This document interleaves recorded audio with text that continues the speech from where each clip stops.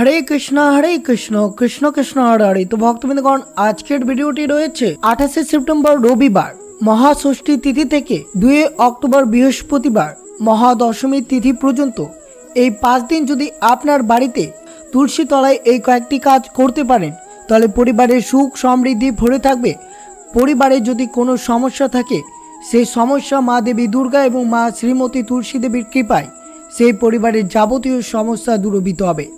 বিশেষ করে যদি আপনারা মা দেবী দুর্গার আশীর্বাদ লাভ করতে চান তাহলে অবশ্যই প্রথমত আপনাকে এই 5টি দিন তুলসী তলায় এই কাজটি প্রতিনিয়ত করতে হবে। এর ফলে মা দেবী দুর্গার আশীর্বাদ বর্ষিত পড়বে। এর ফলে বাড়িতে যত ধরনের নেগেটিভ এনার্জি রয়েছে সবকিছু দূরীভূত হবে এবং পরিবারে সুখ সমৃদ্ধিতে ভরে থাকে। তাই অবশ্যই শ্রবণ করবেন মহাষষ্ঠী থেকে মহাদশমী তিথি পর্যন্ত আপনারা তুলসী তলায় কি কি কাজ অবশ্যই করবেন, আর অবশ্যই শ্রবণ করবেন কি কি কাজ করবেন না তুলসী তলায় সবকিছু আপনাদের সাথে বিস্তারিতভাবে আলোচনা করা হবে।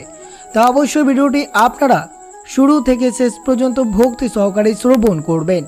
আর চ্যানেলে নতুন হয়ে থাকলে দয়া করে চ্যানেলটিকে সাবস্ক্রাইব করবেন, লাইক করবেন, কমেন্টে ভক্তি ভালোবাসা শ্রদ্ধা দিয়ে জয় মা দেবী দুর্গার জয় লিখে দিতে ভুলবেন না এই শুভ দিনটিতে। অবশ্যই ভিডিওটি আপনারা শুরু থেকে শেষ পর্যন্ত ভক্তি সহকারে শ্রবণ করুন। 21শে সেপ্টেম্বর মহালয়া, তার পরের দিন থেকে শুরু হয়েছে আশ্বিন মাসের শুক্লপক্ষের প্রতিপদ তিথি অর্থাৎ দুর্গাপুজো শুরু। তা শুরু হবে 28শে সেপ্টেম্বর রবিবার থেকে 2 অক্টোবর বৃহস্পতিবার তিথি পর্যন্ত। 5টি দিন অবশ্যই যদি আপনার বাড়িতে তুলসী তলায় এই যাবতীয় ক্রিয়াকলাপ যদি করতে পারেন তাহলে অবশ্যই পরিবারের সুখ সমৃদ্ধি ভরে থাকবে। পরিবারের কোনো ধরনের নেগেটিভ এনার্জি থাকবে না। অবশ্যই ধনপ্রাপ্তির সুযোগ রয়েছে যদি আপনারা তুলসী সংক্রান্ত এই কাজগুলো পরিবারে যদি করতে পারেন। তো যেহেতু মনে করা হয় তুলসী গাছকে অত্যন্ত পবিত্র মনে করা হয়, যেহেতু হিন্দু ধর্মের শুদ্ধ বিশুদ্ধকরণের জন্য তুলসী অত্যন্ত গুরুত্বপূর্ণ। এটি দেবী লক্ষ্মীর পার্থিব রূপ বলে মনে করা হয়। তুলসী তার ভক্তদেরকে আশীর্বাদ, সুরক্ষা এবং আধ্যাত্মিক উন্নতি প্রদান করে। যদি এই দুর্গাপুজো চলাকালীন তুলসী গাছের এই কাজটি করতে পারেন তাহলে অবশ্যই দেবী লক্ষ্মী অত্যন্ত খুশি হন এবং আপনার ঘরে চিরবর্ষিত বজায় থাকবে।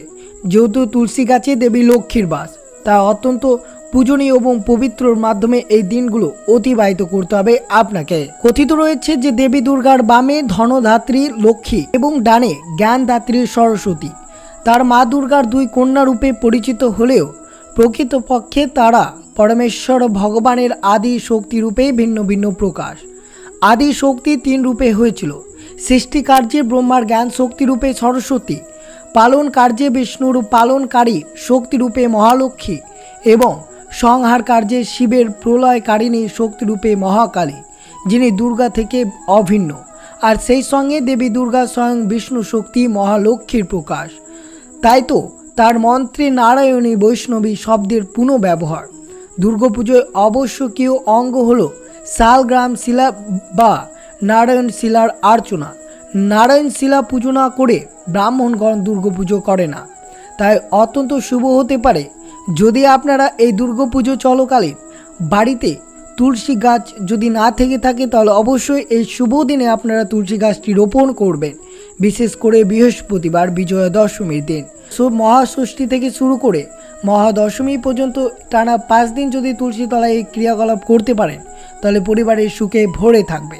তা অবশ্যই কী কী ক্রিয়াকলাপ করবেন এবং তুলসী গাছে কী কী কাজ করবেন না, কোন দিনে করবেন না, তা অবশ্যই মনোযোগভাবে শ্রবণ করুন। যেহেতু মহাষষ্ঠী থেকে শুরু হবে মা দেবী পক্ষের দেবী দুর্গার পুজো, তাই এই মহাষষ্ঠী অর্থাৎ 28শে সেপ্টেম্বর রবিবার পালিত হয়েছে। তাই বিশেষ করে মনে রাখবেন রবিবার তুলসী তলায় কী কী কাজ করবেন, কী কী করবেন না, অবশ্যই আপনাদের জন্য অত্যন্ত গুরুত্বপূর্ণ রয়েছে।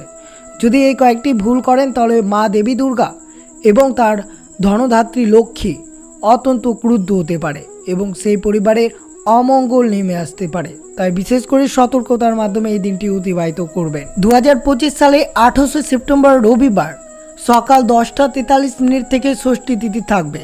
এই দিন শুরু হবে দুর্গা ষষ্ঠাদি কল্প আরম্ভ ও ষষ্ঠ বিবাহিতা। সন্ধ্যাবেলায় দেবী দুর্গার আমন্ত্রণ ও অধিবাস দিবস। তাই এই রবিবার তুলসী তলায় কী কী কাজ করা উচিত নয়।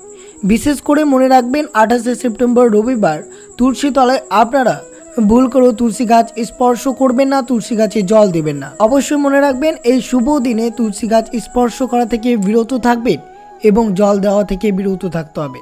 এবং 29শে সেপ্টেম্বর মহাসপ্তমী এবং 30শে সেপ্টেম্বর মহা অষ্টমী, 1 অক্টোবর মহানবমী এবং 2 অক্টোবর বিজয়া দশমী, এই 4টি দিন তাহলে তুলসী তলায় কী কী কাজ করা অত্যন্ত শুভ হতে পারে তা একবার হলেও শ্রবণ করুন। দুর্গাপুজোয় সুখ সমৃদ্ধি লাভের জন্য তুলসী সংক্রান্ত কাজ অবশ্যই করবেন। বিশেষ করে সকাল ও সন্ধ্যায় প্রদীপ জ্বালাবেন। এই কয়েকটি দিন আপনারা অবশ্যই প্রতিদিন সকাল সন্ধ্যায় তুলসী গাছের সামনে একটি প্রদীপ জ্বালানো শুভ বলেই মনে করা হয়, যা জীবনের সুখ ও সমৃদ্ধি বয়ে নিয়ে আসে। তাই মহাসপ্তমী থেকে শুরু করে বিজয়া দশমী পর্যন্ত আপনারা প্রতিদিন সকাল সন্ধ্যায় তুলসী গাছে প্রদীপ অবশ্যই জ্বালাবেন, জল নিবেদন করবেন। প্রতিদিন স্নান করার পর তুলসী গাছে জল নিবেদন করুন, কিন্তু মনে রাখবেন তুলসী গাছে জল নিবেদন করতে গেলে অবশ্যই দুপুর 12টার আগে আপনাদেরকে করতে হবে। কিন্তু মনে রাখবেন মহাষষ্ঠী যেহেতু 28শে সেপ্টেম্বর 2025 রবিবার পড়েছে, তাই রবিবার এই দিনে তুলসী গাছে জল দেবেন না, কারণ এই দিনগুলোতে তুলসী দেবী বিশ্রাম নেন এবং উপবাস করে থাকেন। তুলসী গাছে জল দেওয়ার পর তার চারপাশে পরিক্রমা করতে পারলে তা অত্যন্ত শুভ ফলদায়ক হতে পারে। তা অবশ্যই আপনারা তুলসী গাছে জল দেওয়ার পর অবশ্যই পরিক্রমা করবেন। যদি ঘরে অশান্তি পরিবেশ থাকে তাহলে তুলসীর 4-5টি পাতা তুলে অবশ্যই আপনারা প্রতিনিয়ত বাড়ি পরিষ্কার করার সময় সেই তুলসী গাছের 4-5টি পাতা তুলে ধুয়ে গঙ্গা জলের সাথে মিশিয়ে ঘরের দরজায় ছিটিয়ে দিবেন, তা অত্যন্ত শুভ হতে পারে। এবং অবশ্যই যদি আপনার বাড়িতে তুলসী গাছ না থেকে থাকে তাহলে অবশ্যই সোমবার এবং বৃহস্পতিবার এই শুভ দিনে আপনারা বাড়ির পূর্ব দিক বা উত্তর পূর্ব দিকে তুলসী গাছ রাখতে পারেন বা রোপণ করতে পারেন, তা অত্যন্ত শুভ হতে পারে আপনাদের জন্য। কথিত আছে যে বাড়িতে তুলসী গাছ থাকে সেখানে দেবী লক্ষ্মী এবং ভগবান বিষ্ণুর উভয় বাস করেন, আর অশুভ শক্তি ও নেতিবাচকতা ঘরে প্রবেশ করে না। তাই অবশ্যই আপনারা দুর্গাপুজো চলাকালীন অবশ্যই এইভাবে তুলসী সংক্রান্ত কাজগুলো অবশ্যই করবেন। জ্যোতিষশাস্ত্র অনুসারে তুলসী গাছে যখন আপনারা জল নিবেদন করবেন তখন অবশ্যই এই শুভ দিনগুলোতে তুলসীকে জল নিবেদনের সময় যদি মন্ত্র জপ করা হয় তাহলে দেবী লক্ষ্মী দ্রুত প্রসন্ন হন এবং এটি অত্যন্ত শুভ বলেই মনে করা হয়। এই মন্ত্রটি অবশ্যই আপনারা এই দুর্গাপুজো চলাকালীন 11 বা 21 বার জপ করতে পারেন। এই মন্ত্রটি জপ করলে ঘরে সুখ সমৃদ্ধি আসে। বিশেষ করে আপনারা অবশ্যই এই মন্ত্রগুলো জপ করবেন। মন্ত্রটি হচ্ছে ওম সুভদ্রায় নমঃ, ওম সুভদ্রায় নমঃ। এই মন্ত্র 11 থেকে 21 বার অবশ্যই জপ করুন, পরিবারে সুখ সমৃদ্ধি ভরেই থাকবে। আপনারা দুর্গাপুজো চলাকালীন সাধারণত রাতে তুলসী গাছে জল দেওয়া বা পাতা ছেঁড়া উচিত নয়, এটি অবশ্যই আপনারা বিশেষ করে মনে রাখবেন। পাশাপাশি বিশ্বাস করা হয় সূর্যাস্তের পর সন্ধ্যের সময় তুলসী গাছ স্পর্শ করা উচিত নয়, এতে আপনার পরিবারে অমঙ্গল নেমে আসতে পারে, তাই বিশেষ করে সতর্কতা থাকবেন। আর অবশ্যই যদি আপনারা দুর্গাপুজোর সময় তুলসী পাতা তুলেন তাহলে বিশেষ করে আপনারা পরিষ্কার পরিচ্ছন্ন হয়ে অবশ্যই তুলসী পাতা অর্পণ করবেন। তাহলে স্নান করার পর অবশ্যই তুলসী গাছের পাতা অর্পণ করা যেতে পারে, তা অত্যন্ত শুভ হতে পারে। আর বিশেষ করে মনে রাখবেন তুলসী গাছের আশেপাশে কোনো মতেই প্লাস্টিকের জিনিস বা ক্যাকটাস জাতীয় জিনিস বা আবর্জনা না পড়ে থাকে সেই বিষয়ে মনে রাখতে হবে।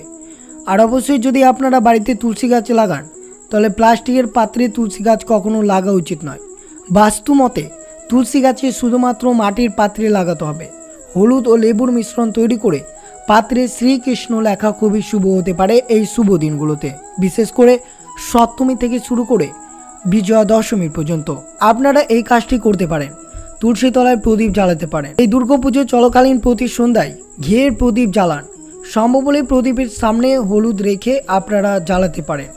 এই প্রতিকার করলে আপনার পরিবারে যে আর্থিক সংকট থাকে তা খুব সহজেই দ্রুত মুক্ত মিলবে। অবশ্যই মনে রাখবেন দুর্গাপুজো চলাকালীন আপনারা তুলসী তলায় আটার প্রদীপ জ্বালাতে পারেন, যেহেতু মা লক্ষ্মী এবং মা অন্নপূর্ণার আশীর্বাদ পাওয়া যায়। এবং পরের দিন অর্থাৎ সকালে আপনারা অবশ্যই সেই প্রদীপটি গরুকে খাইয়ে দিতে পারেন। এই ক্রিয়াকলাপটি বিশেষত দুর্গাপুজো চলাকালীন আপনারা যদি করতে পারেন তা শুভ ফলদায়ক হতে পারে। বিশেষ করে মা দেবী দুর্গার কৃপায় আপনার পরিবারের সুখ ভরে উঠবে, পাশাপাশি অর্থনৈতিক অবস্থার উন্নতি হবে। তবে অবশ্যই মা দেবী দুর্গাকে স্মরণ করে এই বিশেষ ক্রিয়াকলাপগুলো আপনাকে করতে হবে।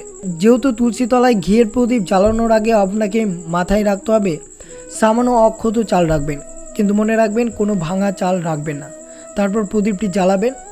এতে অর্থ ভাব ও দারিদ্রতা দূর হবে এবং দেবী লক্ষ্মী প্রসন্ন হবে, তার সাথে মা দেবী দুর্গা অত্যন্ত প্রসন্ন হবে। এবং আশ্বিন মাস শেষে কার্তিক মাস রয়েছে, যেহেতু আশ্বিন মাসের শুক্লপক্ষের দিন থেকে শুরু হয় দেবী পক্ষের দিন, আর এই দেবী পক্ষের দিনগুলোতে যদি তুলসী সংক্রান্ত এই কাজগুলো করতে পারেন তা অত্যন্ত শুভ হতে পারে আপনাদের জন্য। যেহেতু বিষ্ণুর প্রিয় এই তুলসী গাছ, তাই বিষ্ণুর প্রিয় যদি তুলসী গাছের পুজো করতে পারেন এই দেবী দুর্গার পুজোর দিন, তা অত্যন্ত শুভ হতে পারে। দেবী ভক্তদের মধ্যে প্রসিদ্ধ আদ্যস্তোত্রের প্রথম শ্লোকে বলা হয়েছে, য পঠেত সততং ভক্ত স এব বিষ্ণু বল্লভ। অর্থাৎ যিনি আদ্যস্তোত্র পাঠ করেন তিনি বিষ্ণুর প্রিয় হন। যেখানে আরও বলা হয়েছে, বিষ্ণু ভক্তি প্রদা দুর্গা সুখদা মোক্ষদা সদা। অর্থাৎ দেবী দুর্গা বিষ্ণু ভক্তি প্রদায়িনী, অর্থাৎ বিষ্ণু বা কৃষ্ণ ভক্তি দান করাটাই দেবীর কৃপার চরম পর্যায়। শ্রী শ্রী চণ্ডীতে তা উল্লেখ রয়েছে, যা দেবী সর্বভূতেষু ভক্তি রূপেণু সংস্থিতা। তিনি জীবের মধ্যে ভক্তি রূপে বিরাজ করেন। তাই অবশ্যই আপনারা মা দেবী দুর্গার পুজোর সাথে সাথে বিষ্ণুর প্রিয় এই তুলসী গাছেরও পুজো করুন, তার সাথে অবশ্যই বিষ্ণু ভক্তিতে মেতে উঠুন। জগৎ স্বরূপা তুমি সর্বশক্তি, তুমি শ্রদ্ধা দয়া লজ্জা তুমি বিষ্ণু ভক্তি। ভক্তি স্ত্রী গুণ মনে করা হয়, তাই আমরা বলি ভক্তি দেবী। তাই অবশ্যই দেবী দুর্গার পুজোর দিন অবশ্যই আপনারা তুলসী সংক্রান্ত এই কাজগুলো করবেন। পরিবারে সুখ সমৃদ্ধিতে ভরে থাকবে, পরিবারে কোনো অর্থনৈতিক দেখা দেবে না।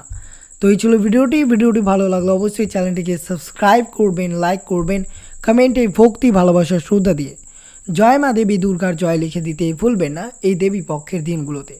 তো সুস্থ থাকবেন, সতর্ক থাকবেন। জয় শ্রীকৃষ্ণ, রাধে রাধে।